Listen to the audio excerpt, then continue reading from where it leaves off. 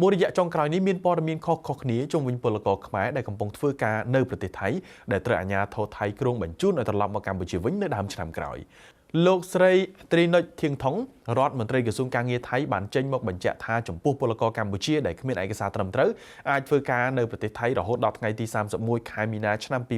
2026ចំណែកពលករកម្ពុជាដែលមានបានការងារត្រូវផុតកំណត់នៅថ្ងៃទី13ខែកុម្ភៈឆ្នាំ2025ក៏ប៉ុន្តែពន្យាបានរួចហើយត្រូវបានអនុញ្ញាតឲ្យស្នាក់នៅនិងធ្វើការនៅប្រទេសថៃរហូតដល់ថ្ងៃទី13ខែកុម្ភៈឆ្នាំ2027ព្រមទាំងអាចពន្យាបាន2ឆ្នាំទៀតរហូតដល់ថ្ងៃទី13ខែកុម្ភៈឆ្នាំ2029ចំណែកក្រសួងការងារនិងបណ្ដុះបណ្ដាលវិជ្ជាជីវៈកម្ពុជាបានអំពាវនាវឲ្យពលករខ្មែរដែលកំពុងធ្វើការនិងស្នាក់នៅក្នុងប្រទេសថៃបន្តធ្វើការនិងរស់នៅតាមធម្មតារហូតដល់ស្ថានភាពនៅតាមព្រំដែនវិលមកជាប្រក្រតីវិញក៏ប៉ុន្តែក្រសួងការងារអំពាវនាវឲ្យពលករខ្មែរគួរជៀសវាងការជួបជុំគ្នាឬការធ្វើដំណើរទៅតាមច្រកព្រំដែនលោកលឹងសុផុនមន្ត្រីទទួលបន្ទុកការពារសិទ្ធិពលករចំណាក់ស្រុកប្រចាំប្រទេសថៃនៃអង្គការសង្ត្រាល់បានប្រាប់បណ្ដាញព័ត៌មាន AMS ថាពលករខ្មែរដែលកំពុងធ្វើការងារនៅប្រទេសថៃជិតផុតសុពលភាពការងារនៅថ្ងៃទី31ខែមីនាឆ្នាំ2026និងផុតសុពលភាពការងារនៅថ្ងៃទី13ខែកុម្ភៈឆ្នាំ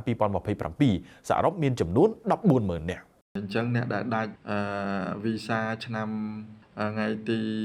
31ខែ3ឆ្នាំ2026ហើយនឹងអ្នកដែលដាច់វីសារហូតទៅដល់ថ្ងៃទី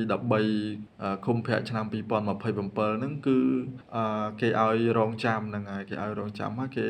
បញ្ជាក់ដែរថាចាប់ពីឥឡូវទៅហ្នឹងគេឲ្យយើងរស់នៅធម្មតាធ្វើការធម្មតាហ្នឹងហើយតែអត់ទាន់មានប្រកាសថាឲ្យតទៀតទេបាទគេអត់ទាន់មានប្រកាសថាឲ្យតទេតែគេឲ្យរងចាំមើលវិធានការមើលសេចក្តីប្រកាសរបស់ក្រសួងការងារអាយរំសុនមេសាបានបញ្ជាក់ថាពលករខ្មែរដែលបន្តធ្វើការងារនៅប្រទេសថៃភាគច្រើនបម្រើការងារក្នុងវិស័យកសិកម្មនេសាទសំណង់ឧស្សាហកម្មសហគ្រាសនិងសេវាកម្មផ្សេងៗគណៈពលករខ្មែរជាង90,000 នាក់បានវិលត្រឡប់មកកម្ពុជាវិញបន្ទាប់ពីមានវិបត្តិសង្គ្រាមនៅបន្ទាត់ព្រំដែនកម្ពុជានិងថៃ